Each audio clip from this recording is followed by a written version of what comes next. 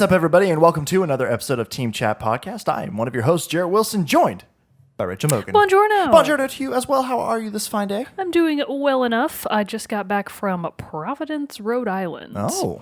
Very Hoppin' late City? last night. Is it a hoppin' city? I'm asking. I've never been. It might be hoppin'. Not the only thing, Providence is okay.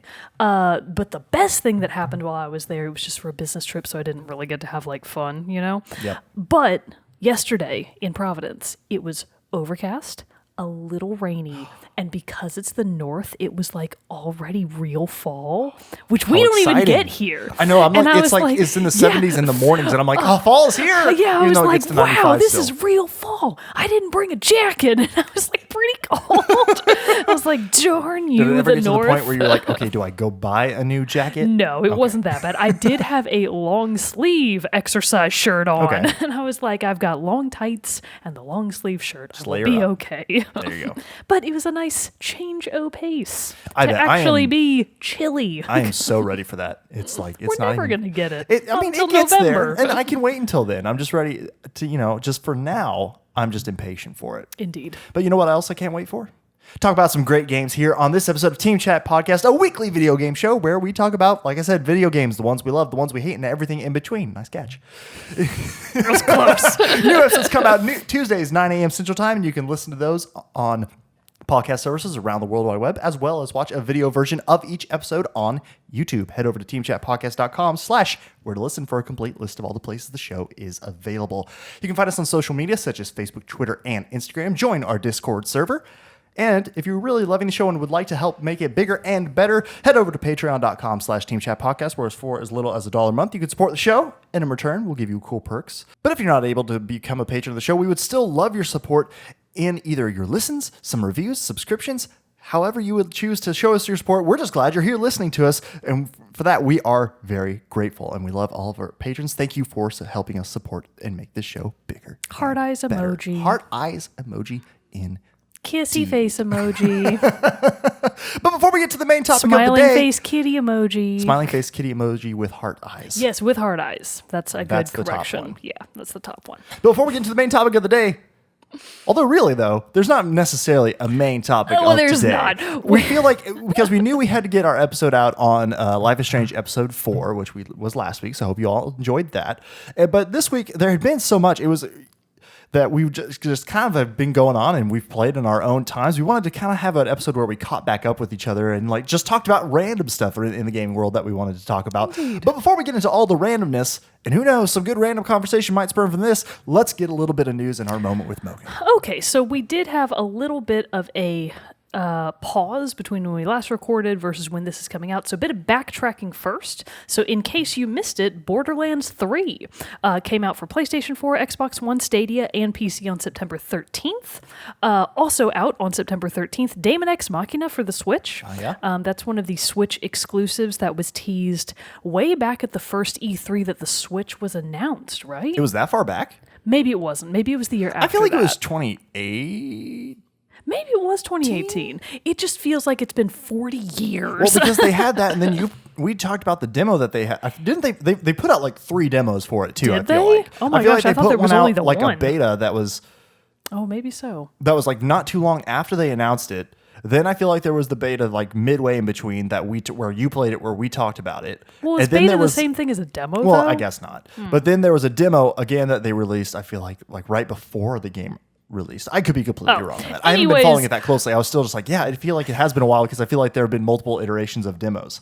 But if you're interested, Daemon X Machina is a giant mech game.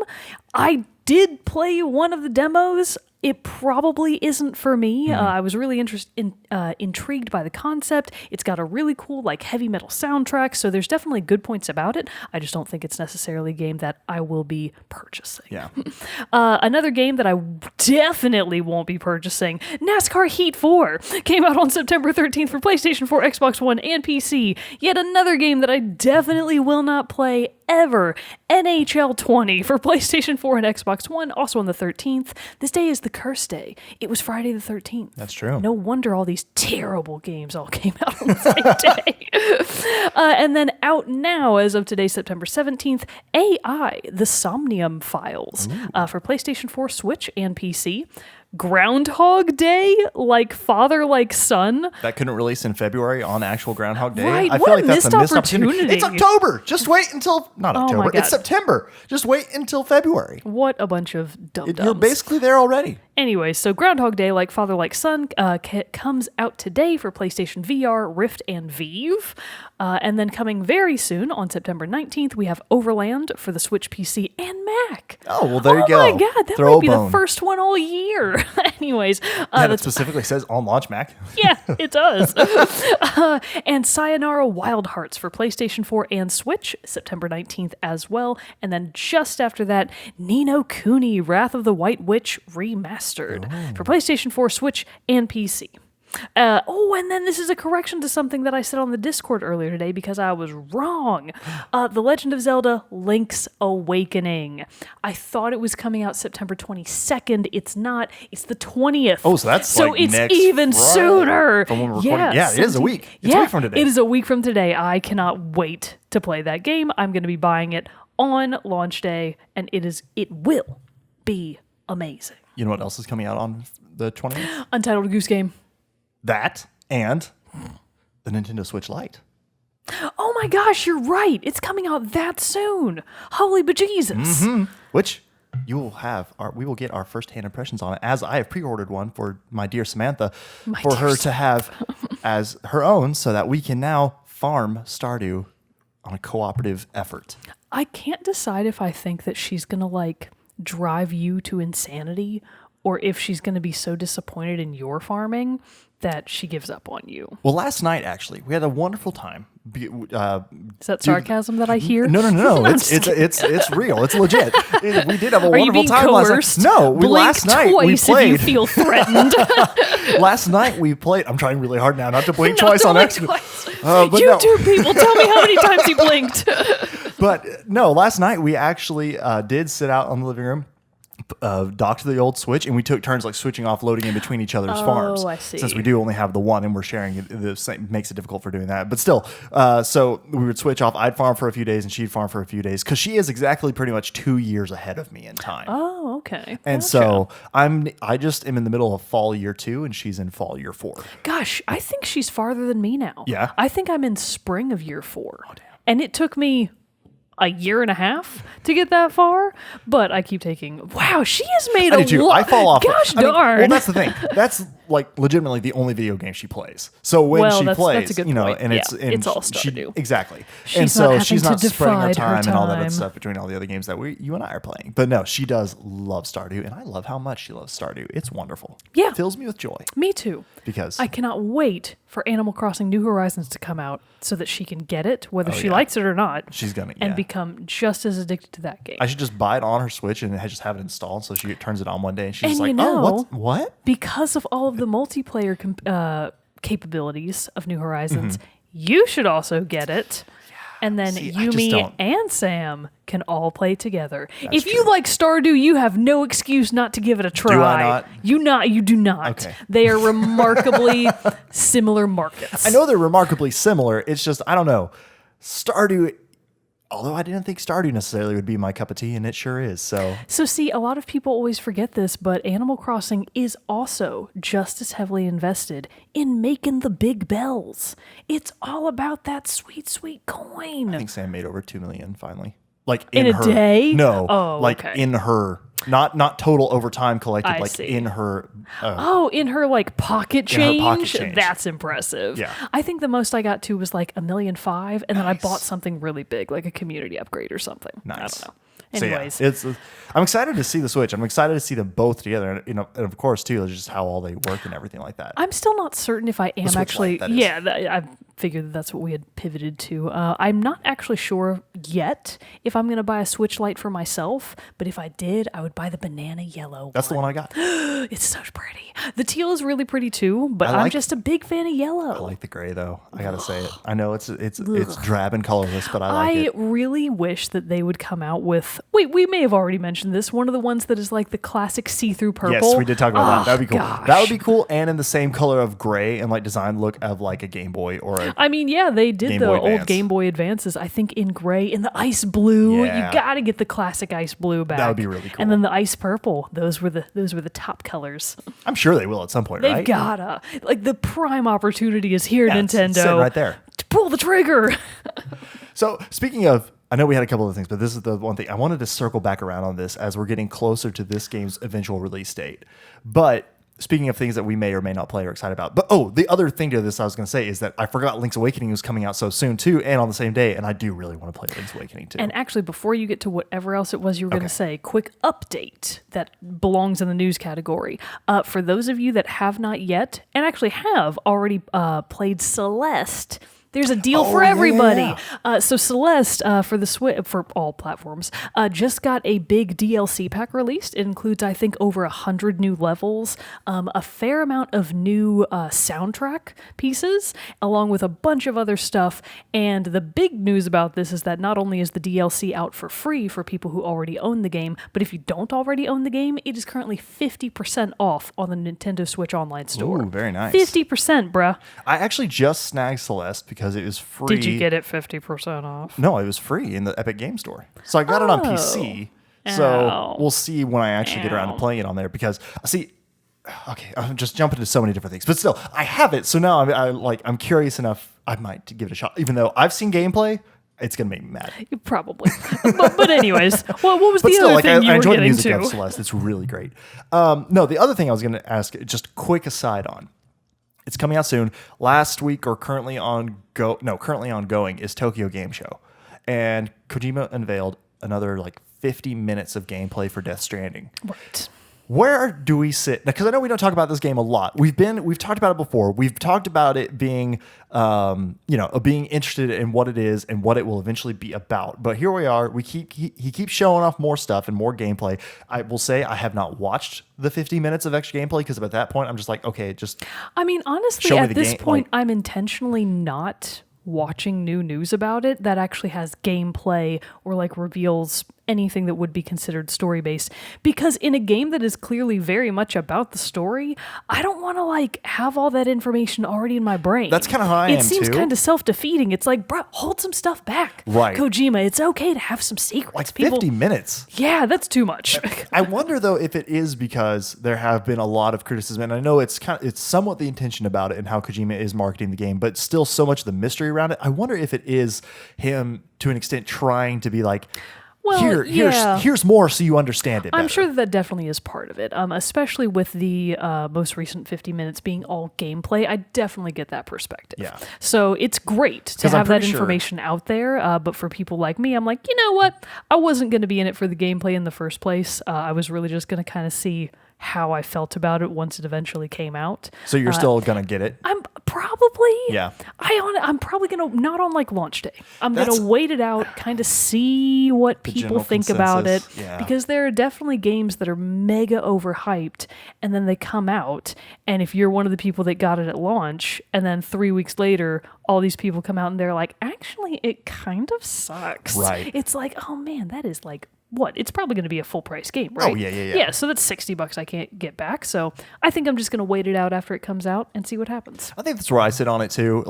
I was initially very excited about it and was thinking kind of a launch day, I might get it. But now I keep hearing and keep getting reminded of more things coming up later in the year, especially that I do really want to play. Yeah. And I'm just like, okay, I think I'll wait on this one. Let it simmer and let it marinate. See what the masses think. Now, the bit of news that I did really like about Death Stranding, sorry, I couldn't think of the name for a second there, is that they did announce that the game will have a, I think this is what they call it. I might be wrong about the phrasing, but you'll get the gist. The extremely casual mode. Oh, yeah. Where I it did hear about has that. no fighting. It's specifically for people who just want to play the game for the story. Mm-hmm. And it kind of depends on the game what I think about the idea of extremely easy or super casual mode. But for a game like this, I'm very on board with it. Right. Because it seems A, long, Yes. B, very heavily invested in story and dialogue and cutscenes. And if that's what you're playing it for, why would you have to bother with gameplay if that's really not what you want? Exactly. You don't want that aspect of Yeah. it. So I just like that they put that option in, especially for people that are just wanting to get the experience, and then if they really liked it, maybe go back and play it a little bit more in depth. I think if I played it, because normally big open world games like that, I feel like I've played, even if they may be from different developers and things like that, I feel like I have a pretty good handle of like what to expect, and especially mechanics, different things like that. Death Stranding, I have no idea what to expect. So normally when I would play a game like this, I would play it on a harder difficulty just because that's how I play. That's how I play these games kind of. But this one, I'm like, nah, I'm thinking normal, because I can't be getting normal or the easy mode, because I'm not going to be like, I don't want to get stuck in a hard place for 15 minutes, get pissed, and never come back to the game, and then drop the game for a week or 2 weeks or whatever, and because then I'll start back and be like, wait, what? Yeah. So you'll just lose it all. Exactly. I don't know why, but do you know, have you seen, what's it called? Hitchhiker's Guide to the Galaxy. I have not. Never mind then. I'm sorry. I don't know why I think about it. People that have watched the movie, you might know. There's that scene where they like land on, I don't know, some sort of kind of deserty looking planet, and they're trying to cross this like empty barren landscape, and every step they take, these creatures like fling up out of the ground, and they actually kind of look like very thin signs or like shovels, like, you know, the old cartoon thing where like you step on a rake and it flaps up and like whaps you in the face. Yep. It's exactly like that. So like, but they're these creatures, so they're like trying to cross this prairie, I guess, and these things are just like popping up all over and whapping them in the face, and it's hysterical. Nice. And something about that scene and Death Stranding made like an instant link in my brain, and I was like, that's gonna be in it. It's gonna be in Death Stranding. Because you're crawling around in all that mud, something's gotta like pop out I of have that. no real basis for that, other than that I know that like things like creep around and there's like stuff coming out of the ground. Yeah. So I'm like, yeah, it's probably gonna happen. That thing from Hitchhiker's Guide. But no, that was, I just remembered all that stuff coming out, so I was like, I'll ask, because we hadn't talked about good old Death Stranding in a little bit. And I did, just talking about this too, another quick aside. They did finally announce, Neil Druckmann announced it on Twitter, they're having a Last of Us Part 2 press event on September 24th. What's a precedent? Press event, sorry. Oh, press event. Sorry, I was like, precedent? What is that? They're setting the standard for Yeah, how all the other that's games what I will be. thought you meant, and I was like, what's happening? So we're finally getting some press kind of news and update on Last of Us Part 2. It's gotta be a release Gotta date. be. It's gotta be. Gotta be. Yeah. I mean, if it's not, Dear I God. feel like that would be a There's mistake. like, here's another trailer. Thanks, guys. Thanks for coming. Wait, what? No. So they haven't even, Release date, please. thus far, they haven't even really put out like a quarter estimate, have they? No. So my thinking is either if they don't get like a formal date put out there, they'll probably do a quarter. They'll do like a season, spring, fall, summer, etc. I think spring. I think it's still, I'm I think it's I'm going to be putting a it spring May, game June. too.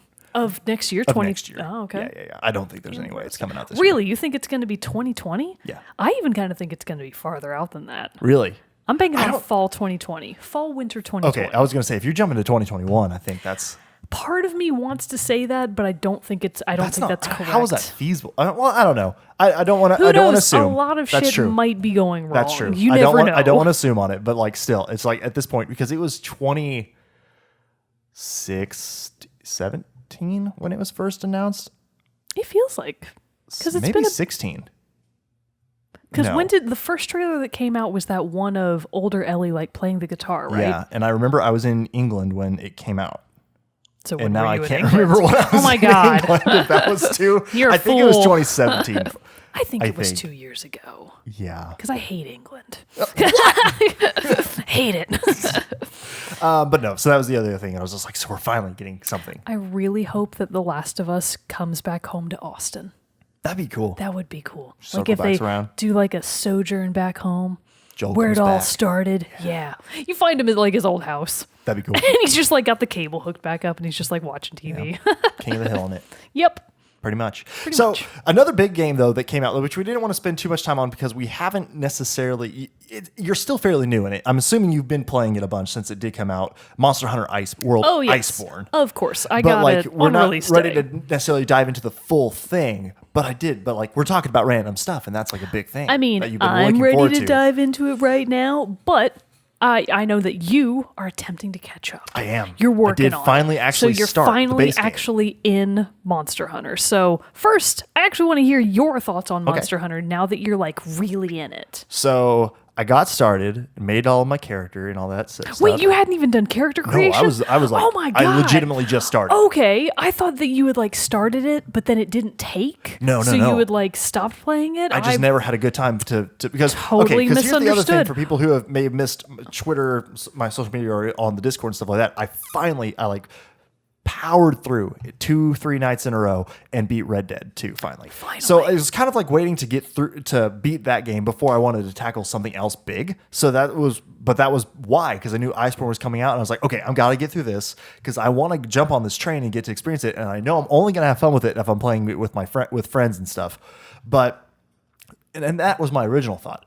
But I gotta say, I do really love playing it. Do you? And I've done it pretty much solo. I did send up an SOS flare at one point because I wanted to see what that was like and how easy that was. I love SOS flares. SOS flares? Yeah.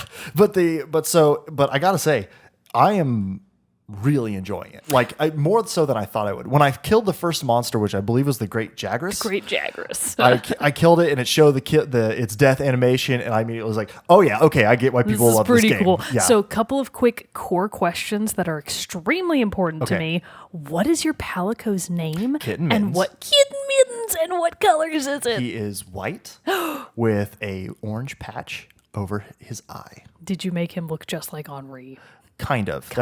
Sam also helped me in his design. Very in my good. Palico So you are playing the Iceborne version of Monster Hunter, right? I mean, it's the base game.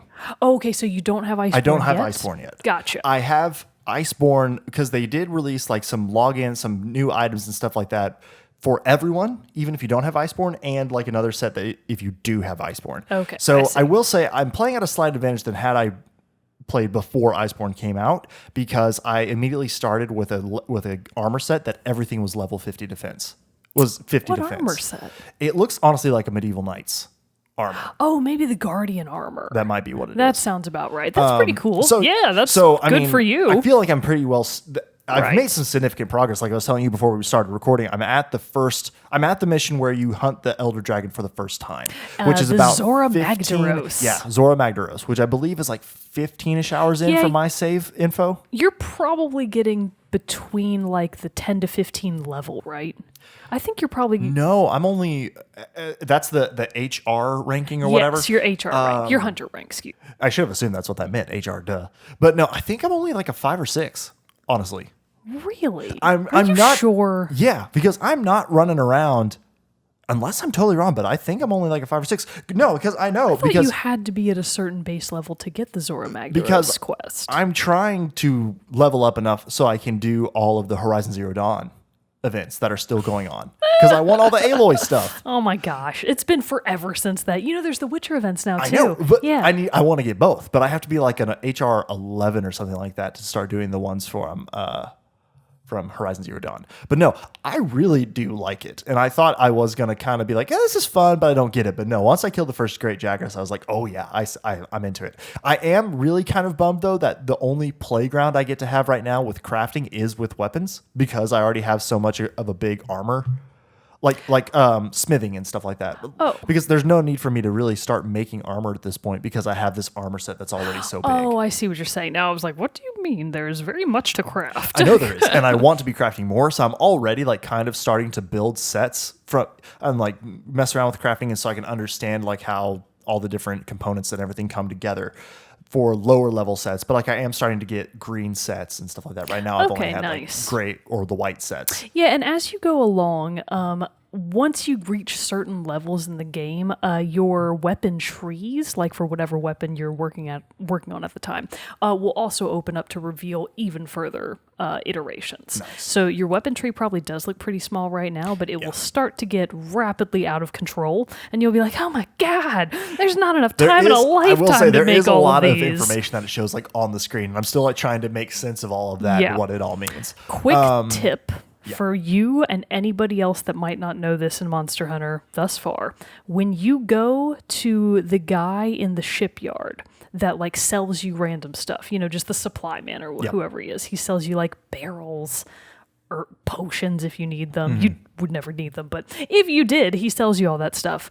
If you sell him things to make money, I think it's push triangle or maybe R3 to sell any items that are considered trade-in only, because they're items that you get in the game that are specifically there just to make you money. That's nice. They can't be used for crafting. They don't do anything. They're specifically to be sold. They always say what they are, but rather than you have to go through your item box and look for items that are marked trade-in only, there's a quick button where you can just put sell all trade-in items. Oh, nice. And it'll sell them all at the same time. Yeah, I need to look into that. And do it periodically, because you'll get more all the time. Well, and because just how I am in games like this, I collect everything. I pick up stuff all the time. Like, I don't care if I cross, unless it tells me my inventory is full on that item, but I will literally pick up everything. So which weapons have you been using? So I started out with a bone lance, lance and shield. Bone lance and shield. I wanted to try that out because I normally default in games like this to sword and shield or something like that. So I wanted, or like a really heavy pole arm. So I wanted the in between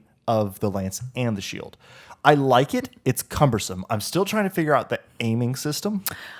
I feel like a lot of the time, like is it L3 or R3 where you click it and it like targets as part of the monster's body? I never use the lock on. Okay, because that was getting seemingly more frustrating because I'd lock on, the monster would move, and then my jab would get out of the way. So I'm still like trying to be more precise with my attacks. I know I'm flailing a lot. No, and the lance is actually kind of a hard one to start with because it does require pretty precise aim. So especially if you're fighting a monster alone and you don't have other people to like weaken it or exhaust it, that could be pretty difficult, especially for some of the faster and smaller monsters. Yeah, like for really big fat ones, it's like pretty easy to hit them regardless. Like I'm pretty sure I used the bone, the lance and the shield for the Anjanath. The Anjanath. Angie. I don't know. It might be Anjanath. Say it however you want. That's how I thought it was. But you could call it Nate. Old true. Nathan. But so I was fighting with them because I knew that they were saying like, oh, he's a big bad monster. You know, they're going to be hard to take down. So I was like, okay, I'll use it because it's a heavy hitting weapon. You know, it does some big damage. But I have messed around with some dual blades, and I really like those because those are really I was going to recommend the dual blades because they're really fast. And then I have also played around with sword and shield because I was like, might as well see what my old standard's like. And I made one from the Puke. It's the Puke? Yeah. I'm just kidding. I don't know. Say it however you want. So it had poison stuff like that. Oh, yeah. I do. Poison A attributes. lot of people think that in Monster Hunter, poison isn't very good. They're probably right, but I still like it. When I get attacked and hit with like the poison and it starts lowering my health and I have to take an antidote and then a potion, I think poison does pretty good. Are you remembering to eat before every hunt? I haven't done it before every hunt, but I have done it before most of them. Also remember, unless it's some things that it gives me more benefits than I'm anticipating. But again, like I'm steamrolling through these monsters. I haven't fainted once. But eventually you will definitely need to eat before every hunt because at the very least it boosts your health bar and your stamina bar. I did eat before I fought the Anjanath and all that stuff. I did eat then. But good. No, for the most of the stuff, like when I go out on expeditions or even investigations, then I usually haven't. Oh yeah, you don't need to eat. Like if you're not planning to fight anything big, you don't have to. But I also anytime you're going to go fight something that might be able to kill you. But they also make wanting to go eat beforehand fun because you get to see the fun little cinematic of all the palicos and the Meowscular chef cooking your food, which I showed Sam. I was like, "Come here, this game is made for you." If it wasn't, did she love it? She thought. Oh my gosh, fantastic! They were the cutest things ever. I love how like the Meowscular chef just stands there with his arms crossed while all his other palicos do the cooking, and then at the very end he like so dramatically drops the leaf and gets so close to it. The garnish. Yeah, like that's his contribution. So the only side quests that I would really recommend that you consider doing just for fun are the canteen side quests. Okay. Because if you take quests from the Meowscular chef and get him more ingredients, it levels up the canteen and he'll be able to sell you better food that gets you more benefits. And most importantly of all, the canteen gets better and better and the cutscenes get better and better. So I have upgraded it once. Nice. Now there are 4 palico helpers. Nice. And they have like a big soup pot. Oh yeah, I think you can maybe upgrade it 1 or 2 times more. Oh, okay. In Astera. Obviously, in the new Iceborne expansion with Celiana, there's a totally different chef there, and I don't want to spoil it because it's the best thing ever. So I'll just leave it at that. there's a new chef in town. Nice. So that was the part of why I wanted to get into and finally start, is because Iceborne's here. You've been playing it. So as much as you want to talk about, how do you feel about it so far? For starters, it's amazing. Okay. It's good. Wonderful. It's totally worth the money. It is a massive expansion. So I was a little concerned about it being like maybe not that much of an add-on for being $40, but it totally is. It is many, many, many additional monsters, a giant new additional area, and even some monsters that you thought you knew, they've gotten like some upgrades, and they've gotten a little bit bigger and badder than ever before in a very interesting way.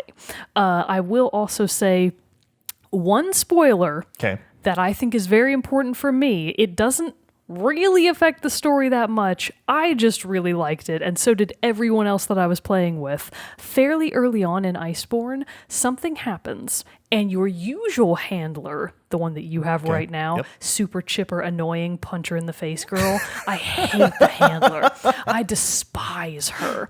But she winds up going off on a quest of her own, and you get a new handler. Do you like this handler better? Her name is Serious Handler, and she's way more chill, and she's like, yo, I'm just going to give you the facts. We got to go on this quest. Make sure you're prepared. And I'm like, oh, thank you for being a calm, reasonable person with a voice that doesn't grate on your every nerve. Nice. So for those of you that were looking forward to just one thing in Iceborne, and all you needed was one thing to get you sold, new handler. And that was it for you. You were just like, yep, done. I'm into this. I'm sure that eventually you're probably going to get your regular handler back because it's probably going to be part of the story, blah, blah, blah. But I was telling the people that I was playing with, and I mean this, if there's ever a way through like the PlayStation Store or something that you can like purchase the Serious Handler forever, because like you can purchase certain items that are like just special fun in-game items like fancy armors and stuff. That's what I thought I had seen somewhere in the store. You could even buy like a new look for your handler. Exactly. So new looks for the handler are one thing. I want the new handler. I want them to let me have Serious Handler for the rest of forever, and I never want to give her up. So Capcom, if you're listening, let me keep the Serious Handler. She's the best thing about Iceborne. Nice. So I don't want to spoil too much about it, just because for anyone that's not been keeping up with like the monster reveal trailers, encountering them for the first time on your own is one of the most fun things about the game. So the monsters are big and bad and fantastic and really not necessarily impossibly difficult, but the new master rank that is part of Iceborne obviously means that everything you're fighting are now master rank monsters. They're harder than ever before, so it does require you to be a little bit more on your toes. I definitely, before I upgraded my armor to be more master rank armor, I was getting swipped and swapped and fainted every which way, and I was like, sorry everybody, my bad. But now that I've actually got some master rank armor, I'm surviving a lot longer. Nice. And this is a big update specifically for hunting horn players, which is almost exclusively what I play. I had a brief foray into the light bowgun. It's okay. I like it sometimes, but the hunting horn is my heart's weapon. And the hunting horn actually so it's a musical instrument, right? Right. It's like a big, giant, ridiculous musical instrument. And part of the thing about the hunting horn is, yes, you do bash monsters over the head with it. Like, that's how you do damage. But with every press of the buttons, with every triangle, with every circle, and with every L1 or whatever it is, square? I forget. It's so muscle memory. It's like, I couldn't tell you how to do it. I don't know. Oh, it's triangle, square, or triangle and square. Those are the notes. Every note that you play adds to your musical bar, and if you play certain notes in the right order, you will play a song, which is basically a spell. Okay. And every horn comes with its own spells, blah, blah, blah. So previously, it was just triangle, square, and triangle, square. It's circle. It's the opposite. Yeah, it's opposite side of the controller. It's triangle circle. So it's triangle circle or triangle circle. And now there's a new note, which I was like, how did they? And it actually took me forever to figure out how to even play it. Okay. Somebody else had to look up a video and then like hold up their YouTube to their microphone so that I could hear what the guy was saying. And I was like, okay, I got it. So you can, after any basic attack, which is one of your notes. So if I hit triangle And then rather than playing another note immediately after that, if I instead hit L1, or maybe it's L2, I forget. It's all muscle memory. If you hit either L1 or L2, you'll stab your hunting horn into the ground on like its short end, like where the reed would go, I guess. And it spins around like a spinning top and does crazy damage to the monster. Oh, wow. And it's specifically a move that is meant to be really good at stunning and breaking. Okay. And being able to work that into your regular like battle flows, on top of it adding extra songs to every single hunting horn weapon, it just takes it off the charts. Nice. So many of my old hunting horns got these crazy upgrades where they've got like these 2 new songs, and I'm like, what in the F are these? How do I play them? And then they're like amazing songs. It's like Divine Protection and All Tremors Negated. And it's like, oh my God, these are really good songs. This is the bomb. Nice. There's even a new one that gives you like max stamina and recovery for all of your teammates. And it does this like crazy golden spew of sparks and magicalness, and you're like, man, I'm cool. That's I'm cool. finally contributing to the game. Because hunting horn is considered, air quotes, a support weapon. Right. I don't think so, because You're I just can right play out on there my own. in the thick of it. But it gets kind of a bad rep, and it's like, no, you don't understand. Hunting horn is the best. So anybody that hasn't played Iceborne, or you haven't even played Monster Hunter before, give ye old hunting horn. I do want to try. A solid try. It's so fun. It's a really fun weapon. Nice. 10 out of 10 would recommend. So, I mean, Hans Zimmer would recommend. ooh, well, It then is I music. absolutely have to play. Yeah, you have to with play that. it. I bet he plays Monster Hunter, and I bet he plays the hunting horn. We should ask him. We should. I'll call him up. I wish I had his number. That'd be cool. But so, I mean, I don't want to necessarily like cut short or like not talk about it. We're planning a whole episode where we'll talk about Iceborne. Yeah, so, eventually we're so, gonna I do didn't a want big review. Exactly. So, And we don't want to give too much away in the beginning. Exactly. I did though when I was playing. I somehow what are the little in the ancient forest? What are the like? They look like pterodactyls, but the ones that you can like grab on, and they fly you up. Well, the ones that you can grab and fly on are wing drakes. Wing drakes. That's what. The I was ones thinking that of. attack you and they're just like scrubby and annoying, those are Barnoses. Okay, no, I haven't run into any of those, but the first one. Wing drakes. Wing drakes. I accidentally like figured out you can grab onto one, and it flew me way up high. Oh my God, the first time that Into happened the to me. Rathalos nest. Yeah, I was like, what the In the Rathalos land, and I was like, no! I know I'm not supposed to be able to fight you yet. No, you're not. No. Like snuck away and just ran. My favorite thing about Monster Hunter is that if you don't intentionally aggro a monster, you can just chill with them. I will frequently encounter monsters in the wild that Yeah. I'm not actively hunting, and I'm like, cool, I'm just going to run alongside you, and we're going to be like bros for a while. I feel like it's the Anjanath they said that, like, hey, don't go near that one. He gets mad. And I feel like the Great Jaggers. It aggro's does pretty. that Yeah, way. the Great Jaggers is a great grass hole. Love it. That's a good one. So some monsters do aggro easier than others, but in the later game, there's some big, like regal, scary monsters that actually don't aggro very Oh, easy. that's cool. So you can totally just like walk alongside them, or you'll find them just like sitting, chilling out in the wild. And if you just like walk up and you're like, hey there, best friend. What you doing? I'm going to sit with you. And stab you, poke. Yeah, and then I'm going to just maybe whap you a little. And then you have to run away. Or Because they're stay and huge fight. and Or they're- yeah. Depends on how much you can think you won't die. Nice. Indeed. I am really excited to get into the bigger monsters and everything. Like I'm I said, excited to help the Elder you. Dragon. Yeah, and that's what I'm waiting for too. Like I know it just hasn't lined up yet where we can actually play together, but I'm trying to get a little bit ahead so that way I'm not just like a total just like, hey, just like hitting at everything like 50 times, and you guys and everybody else, you walk up and just like hit it twice and it's dead. Well, what we can do is if you don't want to play that way, where like you're just getting hard carried, and kudos I mean, to you, if it makes me get up level faster it to does Iceborne, make you level then up faster to maybe we should do Iceborne, that. honestly. But it also doesn't build character. That's true. So maybe I'll get like my middle ground. I'd like to armor have a sense of weapons. pride and accomplishment with my gaming. Exactly. Or maybe I'll just do like 5 hits, and then the rest is up to you. Yeah. We'll figure it out. We'll figure it out. Like We'll maybe figure out I'll a just good wail system. on them a little, and then I'll go gather some herbs while you do the rest. There we go. clean up Because we gotta her. have a good system. Because I know, like, I can play with you, Bro Mogan and Cody. Then my buddy Kyle also plays it a lot. yeah, He's been telling me Kyle. to get into I've it a met lot. So him. we've got to do like a big old group. Of everybody. Well, we can't do that many at a I time. know we can only do can 4, play so 4 we'll at a have to draw straws.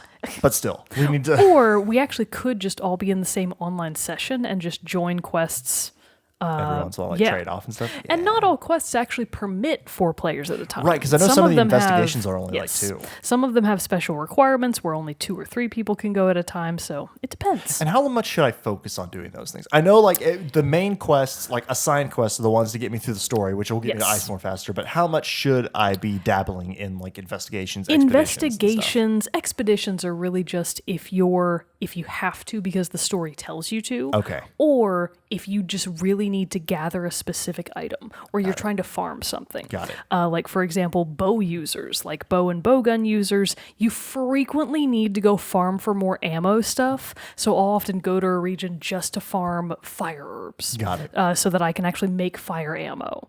So if you're not consistently gathering while you're on quests, you may have to go on an expedition just to be able to like gather up stuff, do a bit of restocking. Also, I find expeditions fun and relaxing. Sometimes I don't want to fight shit. Sometimes I just want to go out and run alongside monsters and pick up flowers. I mean, that's the joy of these big open world games like that, and that's why I enjoy them too. You have the option to be either heavy and intense in the action, or you can just be chilling. Exactly. But the investigations are really helpful for if you're trying to farm up for a specific type of armor or weapon because you need parts from a monster. Because what investigations give you that main storyline quests often don't. Have you seen next to investigations the slots that look like little squares and gold? Yeah. So there's bronze, silver, and gold next to any. Those are the rewards for any given investigation. Obviously, harder investigations give you better rewards. So, for example, if you're trying to get a rare drop from a specific monster, it's probably going to be much more efficient to do an investigation that includes like 2 or 3 gold slots because you're way more likely to get whatever it is that you're trying to farm. Right. So investigations are very helpful if you're trying to get something specific from a specific monster or just for gold. Yeah. Especially if you're on your own and you're not having to split the dough with your teammates. Investigations can get you a fair amount of money kind of quickly. Nice.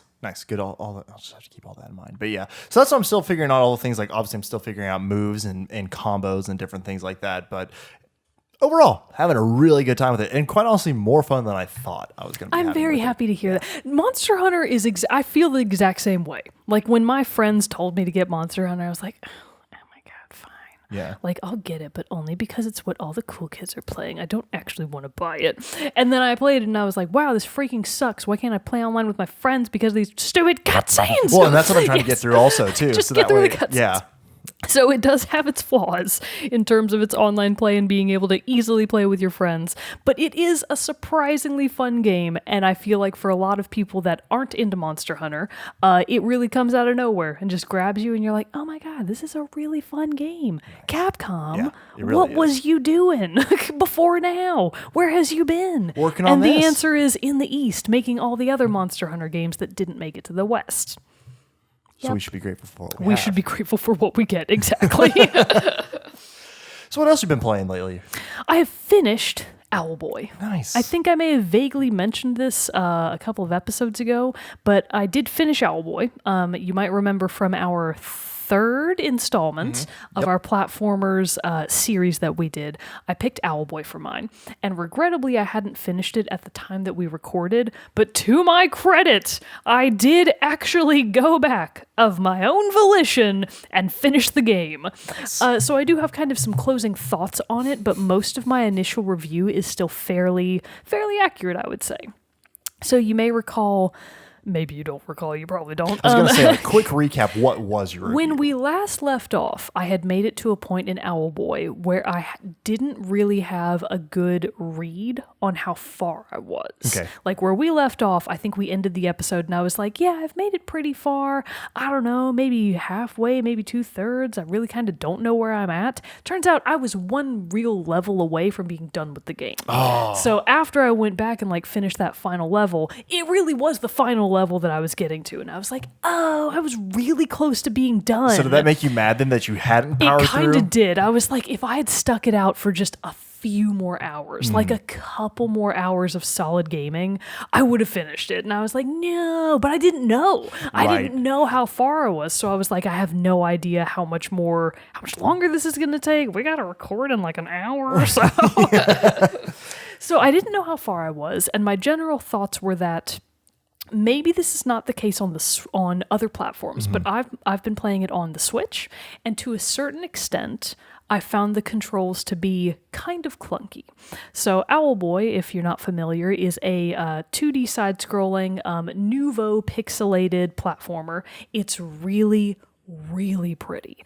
Cannot say this enough. The art style really grows on you. It's definitely not like, the low res pixels. It's really high res pixels. They're really pretty. The soundtrack is really good. Some of the tracks that play just out and about in the environment. I think the theme that plays in the troposphere and the stratosphere. I think that's the one we talked about in the episode. Those are especially good, and I really like those a lot. They even change depending on whether or not it's day or night. So I love themes like that where, if it's day, it's a different theme, and if it's night, it changes to kind of the same motif, but in a more somber tone. I love that kind of stuff. But Owlboy is exactly what he sounds like. He is a creature that appears to be a humanoid owl, and he is part of a race called the Owls. What a surprise! They live in a fantastical world of Kansas. I don't know what it's called. I have forgotten. I know that their world has a name, but I don't remember what it is.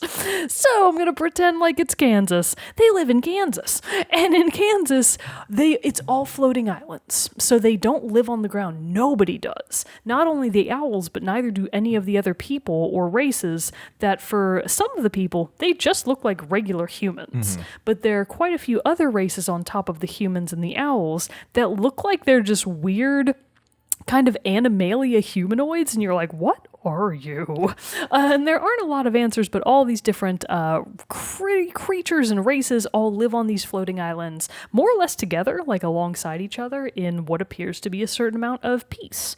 The only real threat that you kind of know is out there to, and this is air quotes here, humanity at large, are robot pirates. Oh, okay. And they're out there because, like, you're one of your best friends, Owlboy's best buddy, Getty. He works for the, guard, the military, sure, like the military guard or whatever, but he's an engineer. So that's the basic premise, is you're living on these peaceful islands. You are an owl. You're basically an apprentice to a senior owl who is trying to get you to basically shape up and not be a loser. And owls basically hold this position of being kind of regarded as all the tropes that you would associate with owls: wise, holders of knowledge, keepers of secrets, that kind of thing. That's exactly what roles the owls play. So in terms of story and world building, Owlboy is fantastic. The basic story is Veli gets attacked by the pirates. You're like, holy crap, what is going on? This is definitely not good. Right. You and your buddy Getty kind of depart on this quest to try and stop the pirates from attacking more towns. I don't want to get too much into the story and recap everything that was said, but basically, where we last left off, the pirates were acquiring owl relics, which are from the ancient owls from thousands of years ago. Okay. So the ancient owl civilization was, and you learned this through the game's story, was incredibly advanced, like way beyond anything anyone has ever known. And I can't remember if you had learned this at this point. I think you had. You eventually learned from your buddy, oh my God, why can't I remember his name? I want to say Francois, but I know that's not his name. Maybe Albert? He's a giant fan. Yeah, look up the robot from Owlboy. He is a robot pirate. He looks like he has quite a lot of flair to them. Like he has a big curly feather in his hat, and he's like kind of portly and fantastic. He actually winds up abandoning the pirates because initially he's an antagonist against you. Okay. He winds up abandoning his loyalty to the pirates to join you. Because basically the idea there is that all robots have just become pirates because they were bullied into it by the game's, and this is big air quotes here, main villain, Maelstrom, or Maelstrom, whatever his name is. And he's basically a pirate, a robot. Alphonse. I was so close. Francois and Albert are basically two parts of Alphonse. Anyways, Alphonse is the best. He's my favorite character, actually. But the premise is that the ancient owl civilization were actually the ones who built robots in the first place. Oh, okay. Period. They built all these robots, but then the owls kind of disappeared. And in there, they didn't disappear entirely, but like them as an institution, as like an organization that was very actively involved with the furtherment of humanity, again, air quotes on the humanity, they disappeared from that role. They left behind ruins and temples and mysterious relics and technology that the current generation has no idea how to use, and if they do, it's only very vaguely through ancient texts. You learn from Alphonse that the ancient owls built the robots. When they disappeared, the robots kind of went through this like existential crisis of like, okay, we were built to serve. Where'd our owl masters go? Right. So they're like, well, shit, well, what do we do now? And in that absence, it does actually seem like some of the robots gained conscious thought, the ability to have free will and think on their own, and one of those was Malmstrom, and he was built, I think, originally to be like some sort of enforcement officer, something to do with like fighting, basically. And his rage drive, I guess, went like over crazy. So basically, he's just an insane, psychotic pirate robot now who wants to destroy the world, and that's his only motive. So as a villain, Malmstrom is very hollow, empty. He's even not really the main, so this is getting more into the spoiler territory. Okay. He's not even really the game's main villain once you get further along. Okay. So you wind up finding out eventually that the owl relics that Malmstrom has been going around and stealing to basically give himself unmatched power, because the relics are basically just sources of power, blah, blah, blah, very typical JRPG stuff. The relics were actually being, or someone was behind the shadows, I should say, kind of prompting the robots to steal these relics. And that someone is actually Solus, a fellow owl that you thought was your friend, but he was kind of a coward. So you're like, oh, he disappears after a certain point because he can't go on fighting anymore, blah, because he's very nerdy. He's like a nerd scholar. He's definitely not a soldier in any way, and he feels like the world is doomed because once the pirates wind up getting all the owl relics, they're just definitely going to die.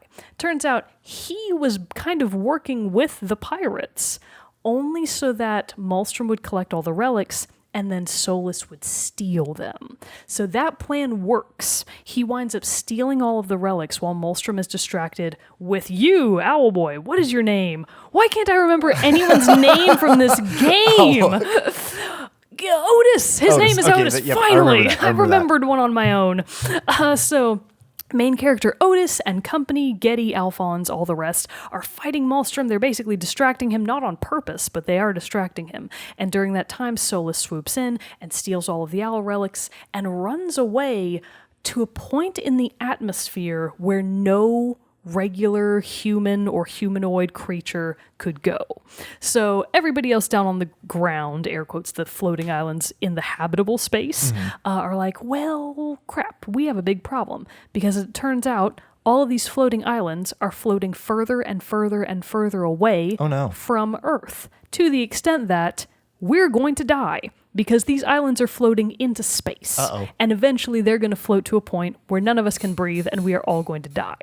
So you know that Solus went beyond this point in the atmosphere in like a owl technology spaceship. Okay. So you follow him, you chase him up there, with the help of a mad scientist who conveniently had built her own homemade rocket. And you're like, thanks, lady. And she's like, no problem.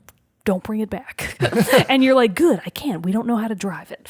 So It's going to be an adventure for you everybody. basically shoot up into what is quasi-space. You're basically at the point right above the atmosphere where you're floating in orbit. And you find up there a massive ancient owl installation, which is basically a satellite. It's like a colony satellite of incredible owl tech. And through all of this, you discover that blah, blah, blah, the ancient owls went through some sort of existential crisis because they were so smart that they apparently found an answer to the universe and existence. It's not made super specific what it is, but whatever answer they found was apparently so disheartening, so heartbreaking, that they decided that they had to stop it. So they were like, how can we change the very nature of the universe to break this existential cycle that we're stuck in? So that's why they created the relics. Okay. The relics were meant to power this machine called the Hex, and the Hex was meant to stop the natural order of the universe and solve whatever existentialism they were facing that they just couldn't handle. Interesting. So the Hex, of course, didn't do what they were thinking it would do, or maybe it did. Oh, it's a mystery. But the Hex blew the world apart. That's why it's all floating islands. Oh. It wasn't. Thousands of years ago, their Earth was just their normal Earth, and they were actually on the ground. Everything was held together. Yeah. Then the ancient owls set off this hex, and it blew the natural order of the world literally to pieces, and all of the Earth's ground wound up floating up into the sky. For thousands of years, it was stable. But then, in the here and now, with the current generation, you're at the point where they're floating apart and we're all going to die. So you chase Solus up to this satellite. You do eventually do final battle with him. Solus is the final boss, not Molstrom. You, in fact, never technically fight Molstrom as a character. You never, battle him by wielding your controller. You watch people kind of fight him off in a very weak manner, but you never actually fight him, which is why he's like a really empty villain, I feel. Solus is the real, air quotes, villain, because what you actually find out is Solus has gotten enough owl knowledge that he thinks he can reverse the hex. He's got the key to an anti-hex. So he's going to retake all these owl relics, do this anti-hex, and basically put the Earth back together. Okay. XYZ, blah, blah, blah, you fight him. He doesn't think that you can help him, which is why he's fighting you. You fight him, you beat him, you get the hex relics, you wind up with the anti-hex, you fix the whole Earth. Yay! Celebrations all around, yeah. But this entire ending cycle is very fast. Feels very rushed to a certain extent. I was about to say, because if all this happened That and you were at the last happened level, in the last level. You learn That's a a lot. lot of shit all at the end, and you're like, wow, holy crap, this was a lot to land on us at the very end of the game. But I did get a lot of enjoyment out of it, I will say. I loved learning more about the ancient owls, about the crisis they're in. Existentialism is really interesting to me. So I was like, oh man, what could it be that caused them to want to blow the universe's natural order to smithereens? So I thought those aspects to be very interesting. I do think that Owlboy is, by and large, worth it to play if you're a fan of that kind of game, 2D platforming, not superb mechanical gameplay. It's pretty average. But if you're mostly there for the story and for the graphics and for the soundtrack, sweet, go for it. I would recommend buy it on sale. I think normally it's $25. I'm not entirely sure it's worth the $25. I'd say 10 to 15. So, that's Owlboy in a nutshell. Boom, there we have it. A really rushed nutshell, so sorry. Still, though, surprising amount of lore, again, in these platformers that we've been playing Just lately. jam-chocked into it. It's pretty interesting. Speaking of platformers, one that I was very excited about that just came out within the last week on September 10th, that I'm not going to go super into it right now, but Blasphemous.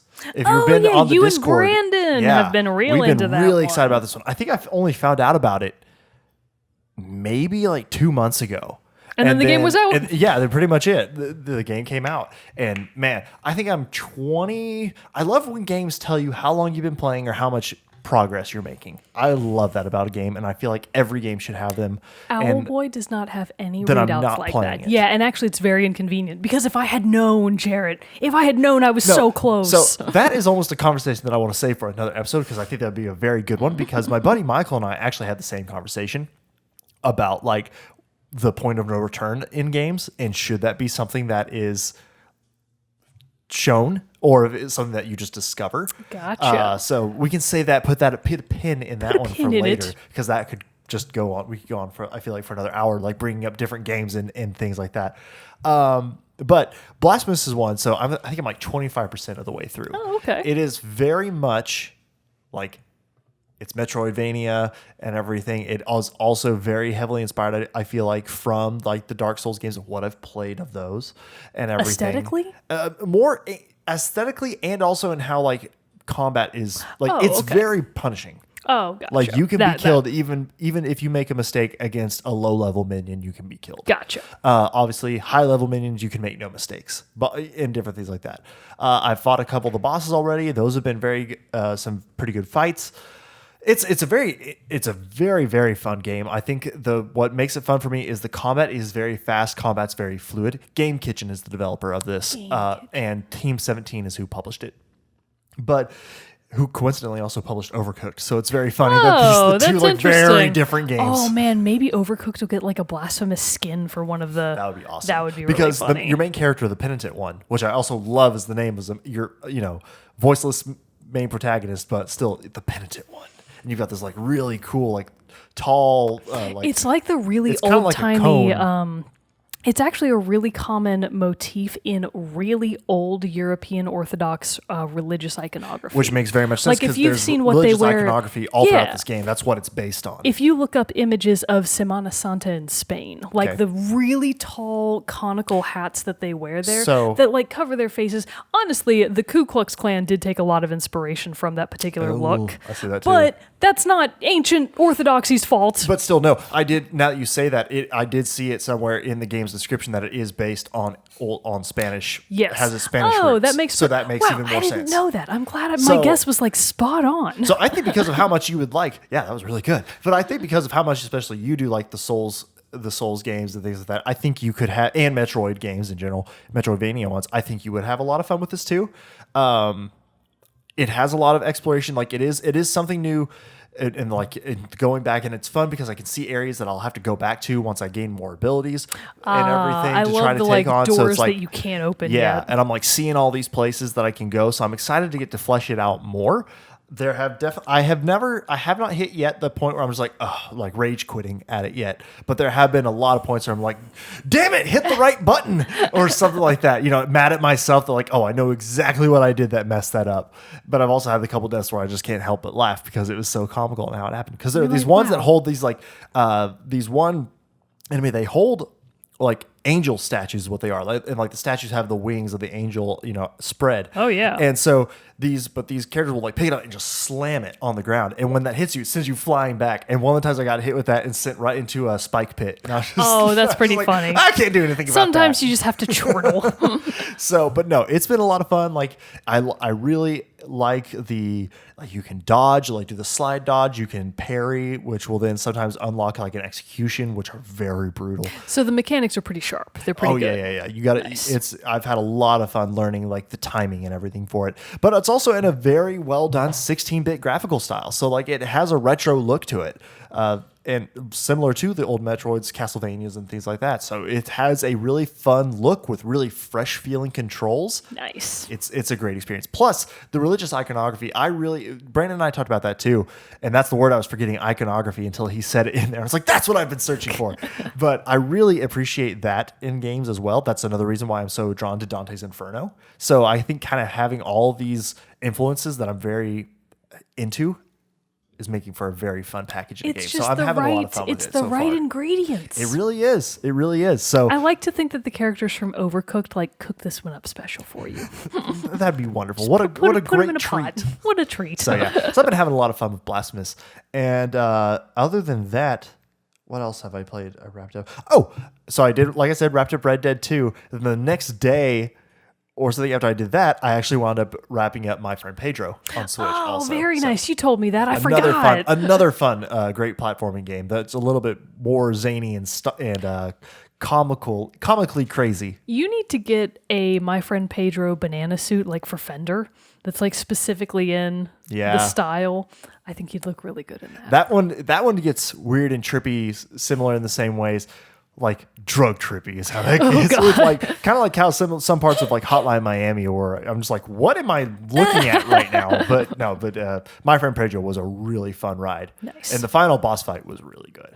Okay, I might eventually someday, maybe, perhaps, play My Friend Pedro. But first, I'm going to try Celeste. Oh, yeah. So because it's on sale, although when am I going to find the time between Monster Hunter There's all these and games coming Link's out right Awakening? The good thing about Link's Awakening is I know what to expect. It will almost certainly be easy. It will not be long. Yeah. It's not a long game, and it's a remake. So after I finish Link's Awakening, play something I will new. Surely then go revisit do an old memory. Indeed. Yeah. Yeah. So I don't know. I feel like I'm kind of caught up on all the gaming stuff I've been a part of. We're making a lot of lately. progress this year. We are. I feel like I actually, once I got to add 2 finished games to my list of games, I was like, okay, I'm doing okay this year. Doing okay. A lot of them have been like Switch or like indie games a lot more than big AAA because titles they're this more year. easily finishable and also they're better. Oh, by and that's large. I can only really, I guess now in this time of life where I'm at, I can only commit to like one Red Dead style game a year because I tried last year I tried to do Assassin's Creed Odyssey and Red Dead at the same time, and I'm gonna get back to Odyssey, but like I didn't touch it. And it's been a year now, almost since the release of both games. I only want it for the discovery mode. They did actually just do the update with discovery mode, I know. and it looks Can I fantastic. borrow it? I want to go learn about ancient Greece. Maybe we should work that into like our extra life this year. Just do like a history lesson on ancient Greece. Fun. and You just like do- history. I do. Didn't you study history? I mean, No, you're just really into civilization. I get those two things civilization. confused. I mean, yes, my love of civilization was You're born a out of my love history of history. wannabe. Yes. But no, I did not go to school. I did not go to college You're to a study historian poser. history. I'm a historian. Yeah, probably something like that. But no, I love. That's where a lot of these love of some of these games come from. Is due to like civilization. Is yes, due to my. There's love of nothing history. wrong with that. No, That's it's why great. discovery mode is a really good addition to games. I would fantastic. play that. So All right. well. I don't know. We could keep this going for forever, as I would love to do. But I've got to we, get back to Iceborne. and you, so like you said, you had meatballs or something on the slow yeah. cooker. So yeah, you Yeah. got to get back to those Yum. delicious meatballs. they've got a little more time. I'm not over yet. Not We're late, okay. late. They're not. Yeah. They're not burning yet. They're not burning yet. Hopefully my house isn't burning. I feel like you would have heard by now. Yeah, Ann and Randy would have called me. Yeah. You're right. Yeah, I feel like you're good. But without further ado, then we'll shut this episode down. But before we go, we do have to do our soundtrack spotlight for this week, which we are going to feature some music from Monster Hunter World Iceborne. Okay. Logan, what is that beautiful track? So this one isn't a spoiler. I'm not even going to describe the monster. I'm just Okay. going to say its name because we are going to be playing the Beatotus theme. Ooh. So it's one of the first new monsters that you encounter as part of Iceborne, and its theme is fantastic. So one more time. What is this again? This is the Beatotus theme. Beatotus. I just call him Bay. All right, there you go. The Bay theme. The Bay theme. Beatotus theme from Monster Hunter World Iceborne. Listen to that after the close of the episode, which is pretty much now. Until next time, everybody, I'm one of your hosts, Jerrett Wilson, joined by Rachel Mogan. Adios. We'll see you all next week when we talk about another fun gaming topic. Listen to the song. We'll see you all next week.